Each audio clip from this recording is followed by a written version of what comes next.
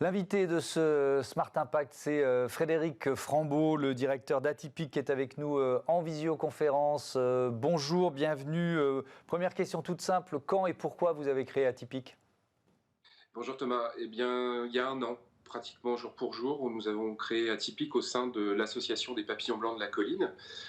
Pourquoi ? Parce que nous nous sommes aperçus qu'on avait un certain nombre de profils de personnes accueillies en situation de handicap, notamment les autistes Asperger, qui avaient une grande appétence pour les métiers de la créativité, de la création, qui avaient déjà des compétences sur des logiciels tels que InDesign, Photoshop, Illustrator, et on n'avait pas forcément la possibilité de leur donner accès à du travail dans leur domaine de compétences.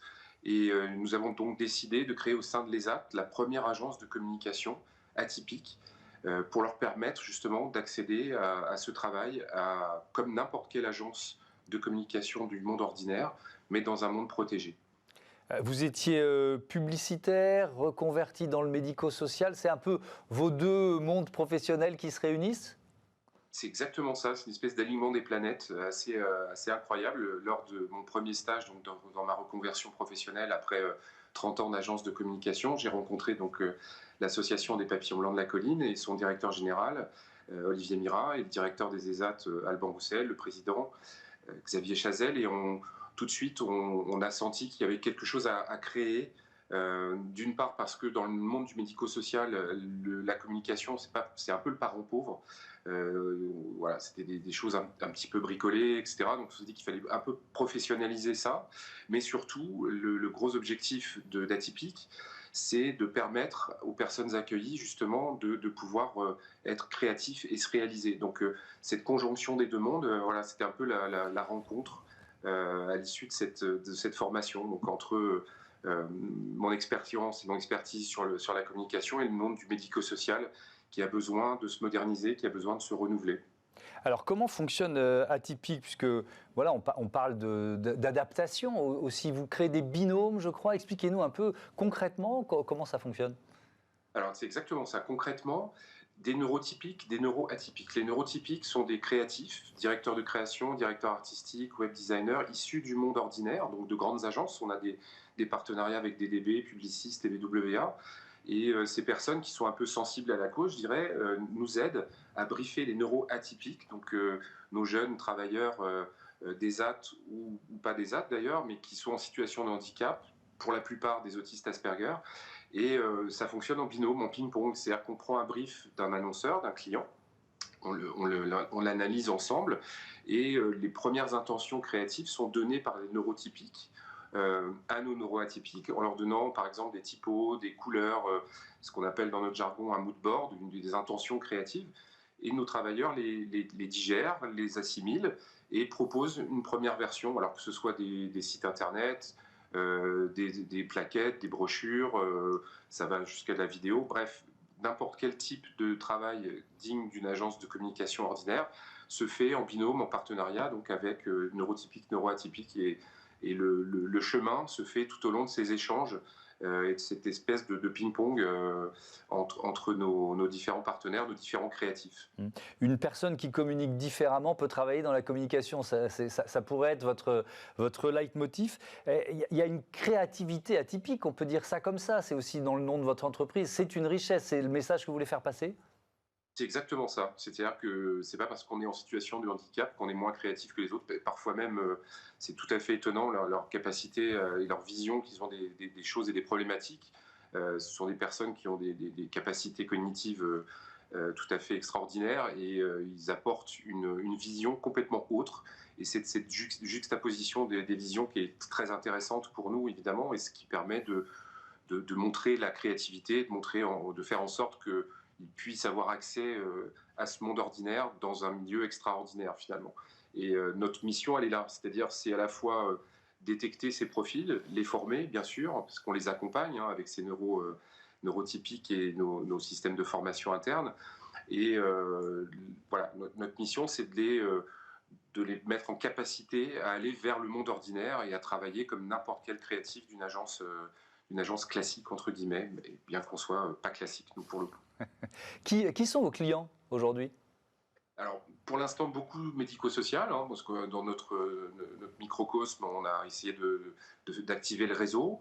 Et puis, un des gros clients que l'on vient d'avoir, c'est la maison de l'autisme, c'est la délégation interministérielle au handicap qui nous a fait confiance lors d'un appel d'offres, un vrai appel d'offres, donc, au cours duquel on a bagarré avec des agences classiques, entre guillemets, et puis on a gagné donc le logo et la charte graphique de cette nouvelle maison de l'autisme qui va ouvrir à Aubervilliers l'année prochaine. Et on va essayer d'accompagner cette maison de l'autisme dans tous ces projets de communication. Mais ça peut être aussi autre chose que du médico-social, donc on s'ouvre vers d'autres secteurs comme n'importe quelle agence. Mais est-ce que vous mettez forcément en avant votre côté hors norme quand vous répondez à un appel d'offres, ou est-ce que finalement, vous voyez ce que je veux dire, est-ce que c'est une demande aussi de vos clients? Comment ça se passe, ça?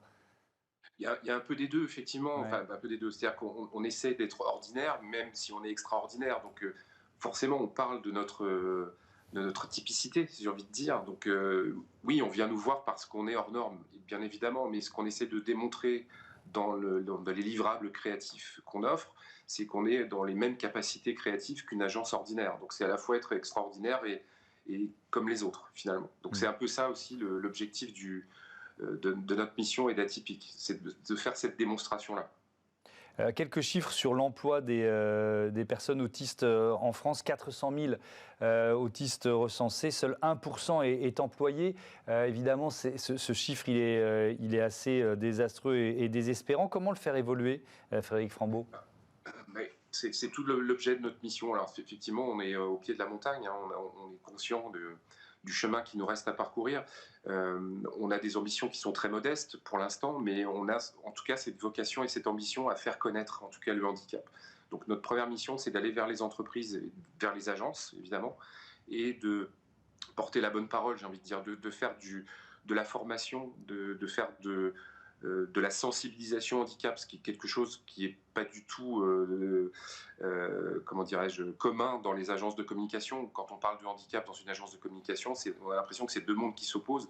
Nous, notre mission, c'est de montrer qu'au contraire, c'est deux mondes qui se superposent. Donc ça, je pense que c'est notre principale vocation. Après, le tremplin vers l'emploi, c'est évidemment la vocation de l'association et des ASAT en particulier. Donc là, on essaie de créer du lien avec d'autres associations aussi pour que cette employabilité augmente. Bien sûr, notre vocation ultime, c'est que les 5-6 travailleurs que nous avons pour l'instant au sein d'Atypique, un jour, on puisse leur permettre d'accéder au monde ordinaire et qu'ils deviennent des créatifs dans une agence ordinaire. Ça, c'est la mission. Donc, je pense que ça passe d'abord par la communication, c'est le cas de le dire, et le fait de former les gens au sein des agences à cette capacité, à cette possibilité en tout cas, et de recréer ce binôme qu'on a créé nous au sein de l'agence dans les agences ordinaires. Ouais. Mais alors, qu'est-ce que ça suppose? Parce que si on essaye de ne pas être angélique et d'être concret pour une entreprise qui se dit moi, je suis prête à employer une personne qui souffre de troubles autistiques, ça suppose quoi? Des aménagements? Vous parlez de binôme, est-ce que c'est obligatoire? Voilà, est-ce qu'il faut même aménager un peu les locaux? Vous voyez, pardon de poser des questions de base, mais qu'est-ce que ça suppose?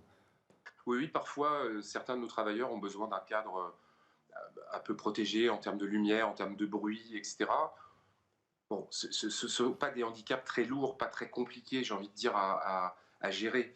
Il suffit de juste les écouter, il suffit juste d'apprendre à les connaître, d'apprendre à connaître leurs particularités. Et moi, je le fais depuis 1 an avec eux et on voit les progrès qui sont faits.